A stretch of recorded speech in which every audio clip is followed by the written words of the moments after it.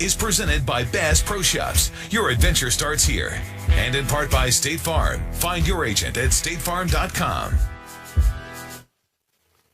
Hello, everybody. Welcome back into First Take. We're back, and this guy's here from the city of brotherly love. What's the good word? I'm in the house. Yeah. I apologize for my tardiness, but Skip, I swear to you, it was not my fault. I stood still, parked on 295, coming from Jersey to Philadelphia because of some accident or whatever. But I am in the house. I'm here. I'm ready to go. And I heard your comment about my looks. I really, I like Bob Stoops. I really do. Respect the man. But I'm not going to admit the brother looks better than me. I don't know. It's a close call, but I'm going Coach Stoops. Right. I think, man, I don't know. But here's my question to you, Stephen A. Smith. Luckily, your opinion about my looks does not matter. That's true. It doesn't matter. But the point is, the question is, how could Stephen A. Smith get in a traffic jam in a city for which he is the mayor, the city of Philadelphia? Where's your police escort? I thought you always had a police escort to the show. Yeah, your chopper, Kobe style. Because it was Jersey coming to Philly. Once I hit the Philadelphia limits, I had no problem. I had no problem. Okay. Too many cities. I'm glad you're here. This guy's all over. Well, yes, we're glad you're here. We're glad you're safe. That's what matters here. Let's get into it, gentlemen. Let's roll. All right. Mike Sando's NFL quarterback tier rankings are hot off the press. We want to focus in on tier 1. Sitting at number 3 is Andrew Luck. Now, mixed reviews on this ranking. The supporters, listen to this, are comparing him to some of the greatest athletes of all time. One anonymous GM said, you want to talk about a guy who makes the team. He is Michael Jordan. Their defense sucks. Every game he has to outscore everybody. He's the epitome of a 1. If I was to draft tomorrow any player in the NFL, it would be Andrew Luck 1, Aaron Rodgers 2. Now, the voters who placed Luck in the second tier said he needs to protect the football better, has underwhelming postseason success, and is playing in a weak division. Stephen A., where do you rank Andrew Luck? Well, listen, I'm not going to put him above Brady, obviously. I'm certainly not going to put him against that bad man, Aaron Rodgers. I think he's a step below that, but I think he's tugging away at number 3. I think age and attrition have kicked in with the great Peyton Manning. As great as I think Drew Brees is, I think that he's prone to mistakes just like Andrew Luck has been. The difference is he's been in the league considerably longer, so there's less of an excuse for it as opposed to Andrew Luck. In 3 seasons that Andrew Luck has been in this league, last year, he led the league with 40 touchdown passes. Now, he was responsible for 22 of their 31 takeaways, and that certainly is not impressive. But the Colts still averaged 28.6 points per game, if I remember correctly, which was like 6th in the entire NFL. When you consider the fact that he's responsible for 22 of their 31 takeaways, imagine what they could have done if those takeaways didn't take place. But it's primarily due to the 100 sacks he's received over the last 3 years because the Indianapolis Colts have been ill-equipped to protect him. So he's been basically on suicide watch behind that offensive line, dropping back to pass with little to no protection whatsoever, still winning division titles, still getting them to the playoffs, and every single year they've progressed. They went to the wild card the first year. They won a divisional playoff game the next year. They went to the AFC Championship game last year. And these are his first 3 years in the league. So I look at it, all of that I look at. I look at his body of work, but I also look at his physicality, those tree trunks for legs that he has, the durability that he's been able to exude, and I combine that particularly with the offense that he's going to have in place now. The addition of Frank Gore, the addition of Andre Johnson, joining a T.Y. Hilton, joining a Kobe Fleener, Dwayne Allen, and those boys. I like what I'm seeing. I think the sky's the limit for him. And you know from day one, Skip, I've always been more about Andrew Luck than I have been about RG3. And obviously at this particular moment in time, I look absolutely prophetic. Clearly has something to do with RG3's health because his rookie year, he was big time, and we know that he got hurt. But in the end, you look at Andrew Luck. Don't talk to me about this brother not being big time. He's big time. So was RG3 as a rookie. And we're going to get to that in just a moment here. But just for the record, RG3, the guy I liked going into that draft, outplayed Andrew Luck when they were both rookies. Now, back to your issue here. You and I have gone back and forth about this for about 3 years. I have never said Andrew Luck would be a bust. I've only said that I resent, that I am skeptical of the premature coronation of Andrew Luck. It seems like everybody has whisked him into a first ballot Hall of Fame status before he has proven it on the football field when it matters most in the postseason. And I appreciated the fact, I was shocked by the fact that 5 of the NFL people interviewed by Mike Sando for these rankings, not 2 or 3, 5 said, hold the phone, stop the presses. Andrew Luck is not a top-tier quarterback, not yet. They call him a 1. He's not a 1 just yet. 5 people interviewed by Sando said he's a 2. And a quick quote from one of them, it's almost like we're giving him the benefit of the doubt already. That's what I keep trying to tell you. I just need him to back it up. I don't doubt that he can, but let me finish. Let me finish. He is now 3-3, is Andrew Luck, 3-3 in the postseason. And the last playoff game we saw him play, obviously in Foxborough, most of the attention focused on the Deflategate team, the home team, the Patriots, who obviously went on to win the Super Bowl. It was a complete wipeout for Andrew Luck's team. And Andrew Luck wiped out in that game. He went 12 for 33 for 126 yards and 0 touchdowns for a QBR, Stephen A. Smith, on the scale of 1 to 100 of 29. Just a week earlier in the same stadium, Joe Flacco, who I sometimes call Joe Fluco on this show, went crazy on that same Patriot defense. Flacco, same field, playoff game, high stakes, week before. Flacco goes 28 of 45, 4 touchdowns and a QBR of 84. 84 to 29 for Andrew Luck. Now, is this the end of the world for Andrew Luck? No. But you got to show me a little more than this in the postseason where his total QBR is only 65. It's a little better than average, but it's not great. I'm sorry, I haven't seen enough yet. And I'm going to let you talk for a second because I got a lot more ammo here. No, well, it's not so much talking. I needed to ask you a question in all seriousness. I needed to know your definition of the number 1, or exactly who qualifies as the number 1. Who is it, Skip? Right now, 2 do. Tom Brady first. He should be 1A, and 1B is your guy, Aaron Rodgers. Then we can argue about all kinds of 2s. There are a number. I think Peyton has fallen to a 2.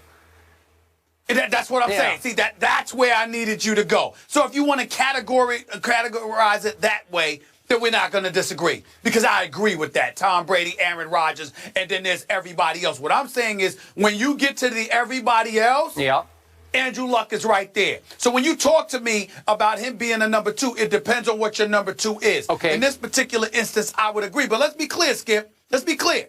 You keep bringing up what he did against the Patriots. Do you know that the Patriots averaged 47.3 points a game in the 4 wins against the Indianapolis Colts in the last 3 years? Okay. Indianapolis's defense was virtually non-existent. So if you know that you have a defense that's non-existent and you know you got to go out there and make things happen as your sole hope of beating the Patriots and you're relatively inexperienced, you're going to make mistakes. Things are going to happen. Why? Because you can't afford to be safe. You've got to go for it every time because you can't rely on your defense to come through for you.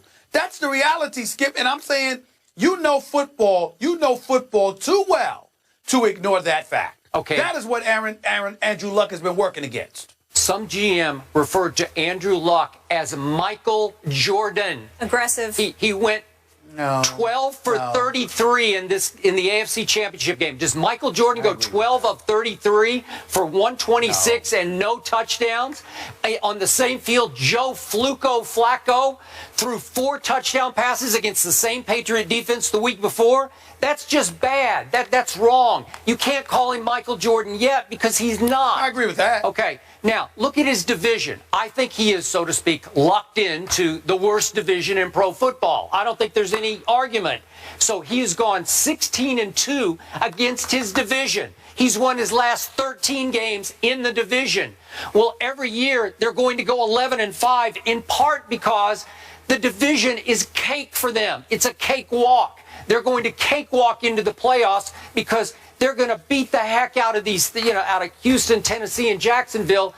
It's set up for him to at least get to the playoffs. So when your biggest claim to fame was that Kansas City comeback game in which you threw 3 interceptions that threw your team into a 41-24 hole before the Chiefs got annihilated with injuries. They lost Jamal Charles, they lost Justin Houston, they lost Tom Ali, and all of a sudden they just didn't have enough star players left, and Andrew Luck led a remarkable fourth quarter comeback, and they won the game 45-44. Is that all you got? But you threw 3 interceptions in that game. Well, no, that's not all I got. That's not all I got. What I also have, Skip Bayless, is something that is completely different from you. You keep talking about that's his claim to fame. My claim to fame for Andrew Luck is his youth.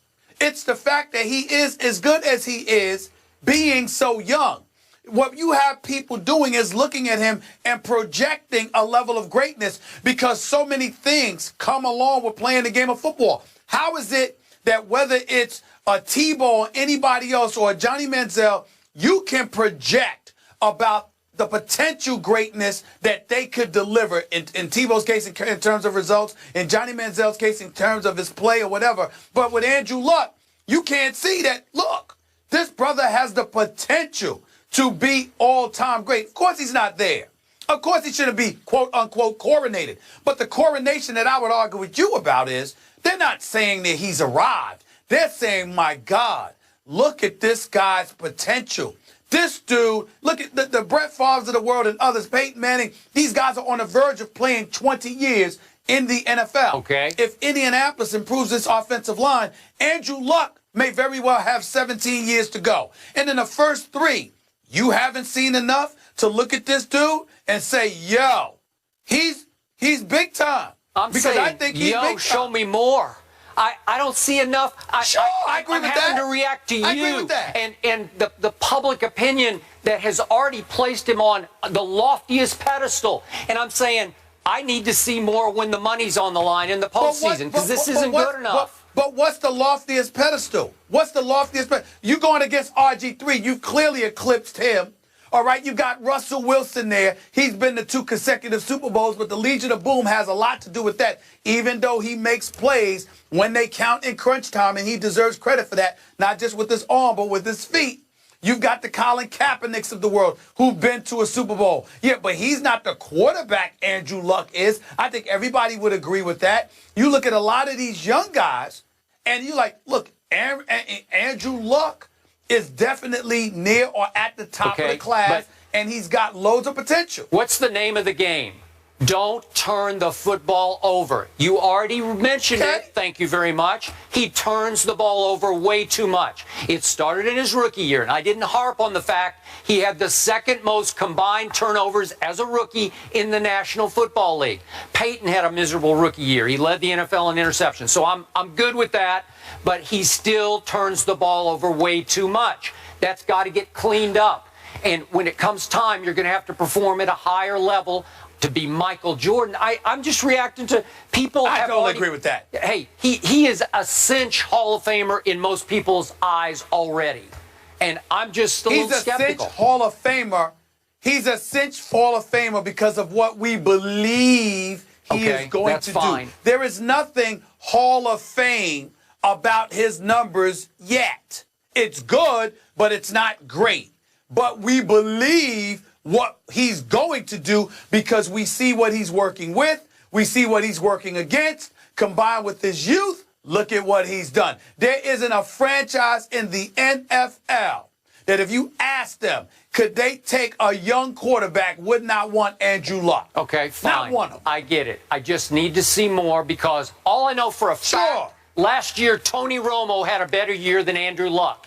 And you've laughed at Tony Romo for years on this show. That's a fact. Why? He was just bad. Why? Because you always say he's an accident waiting to happen, and he wasn't last year. Are you ready for this, Skip? Are you ready for this, Skip? In Andrew Luck's 3 years, he already has more playoff victories than Tony Romo in his entire career. Okay. Is that not a fact? But Tony Romo doesn't get to play Jacksonville and Tennessee and Houston every year. No, I said playoffs. I Yeah, said I know. playoffs. I said playoffs. I ain't talking regular season. I said playoffs. He already has more playoff victories than Tony Romo in Tony Romo's career. Why shouldn't I laugh at Tony Romo? Tony Romo, lucky I'm not giggling every day. You couldn't laugh at him last playoff year. All right, that's fine. Yeah. What about the other 8?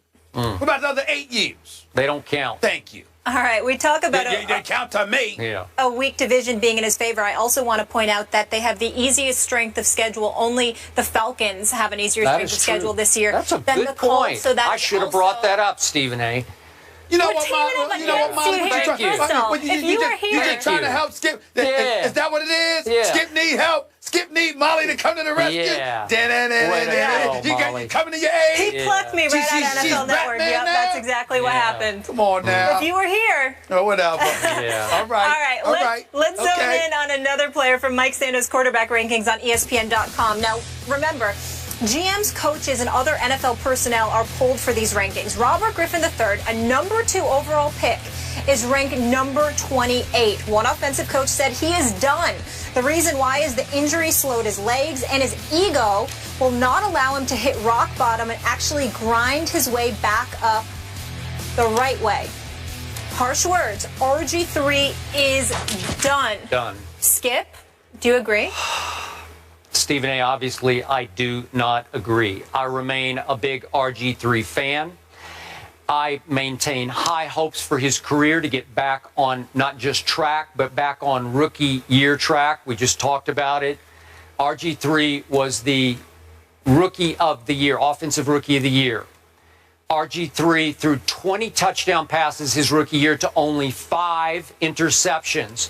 RG3 led his team, coached by a coach who initially didn't want RG3 in the draft. He led that team with Mike Shanahan to the NFC East crown and to a home playoff game, and I've mentioned it many times, against the Seattle Seahawks, in which RG3 led the team to a 14-0 lead before he once again aggravated a knee injury that turned into a disaster later in the game.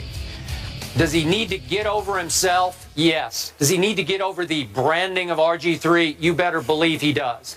But one of the GMs quoted here anonymously did say that he showed his rookie year that he could be a 1, meaning top tier, where only Brady and Aaron Rodgers reside right now.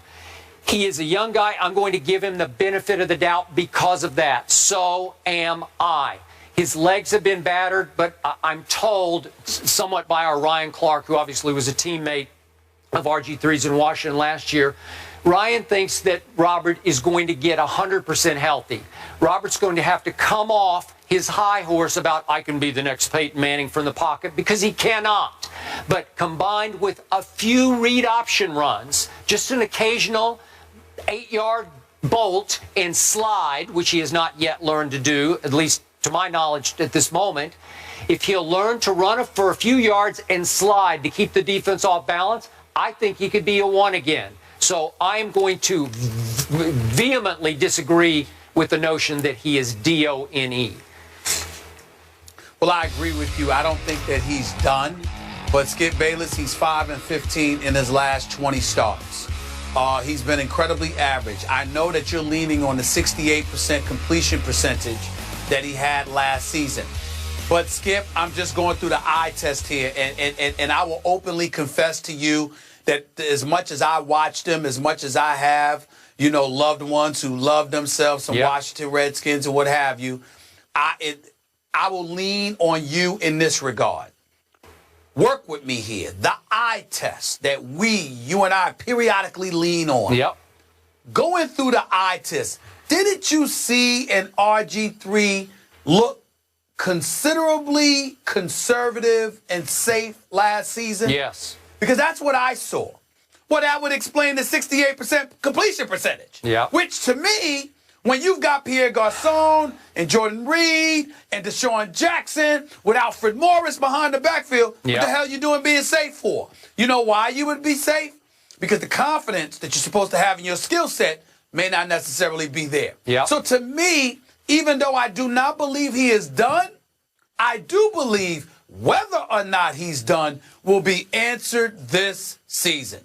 If RG3 with the weapons that they have in the nation's capital, doesn't show up to play this year, I think he's done in D.C. Yeah. I think he'll harbor second-tier status for the rest of his career. And the brand that is RG3 will be no more. He'll simply be Robert Griffin. Okay. That's what he will be. That's what it comes down to me. Is it fair to give him one last benefit of the doubt because his new coach last year, Jay Gruden, was shockingly critical of RG3 publicly? It started to feel like that Jay Gruden had jumped off the RG3 bandwagon that he was supposed to drive back onto track last year. Didn't it feel that way? Well, Kirk Cousins got starts. Colt McCoy got a start. Okay. There ain't no feeling. It was a fact. That was a fact. Okay. So shouldn't we give RG3 at least a little break that he keeps falling into a rough situation with his head coach? Is that all his fault? No. Do you know why, Skip? Because Jay Gruden's still there. If it were a new coach that he would have to deal with, that would be different. But the fact is that same dude is coaching you this year. So you're going to have to deal with it. Are you going to sit here, Skip? And are you going to sit here, Skip, as the season comes forward?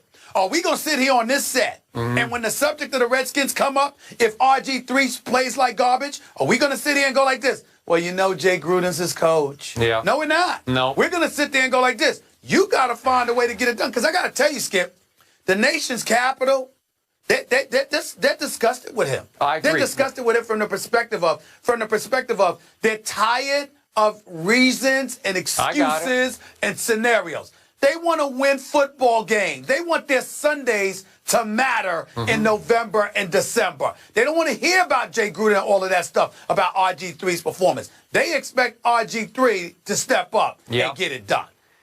I agree with you. I'm sure a lot of those fans, a lot of your relatives are already done with RG3. But remember, I guess it was the owner, Dan Snyder, or the GM, Bruce Allen, or a combination thereof. They did pick up his option, which was a little surprising to both of us. I thought they were going to just ship him right on out and try to start fresh. And I was happy that Robert might get a fresh start elsewhere. But now, this is it for him.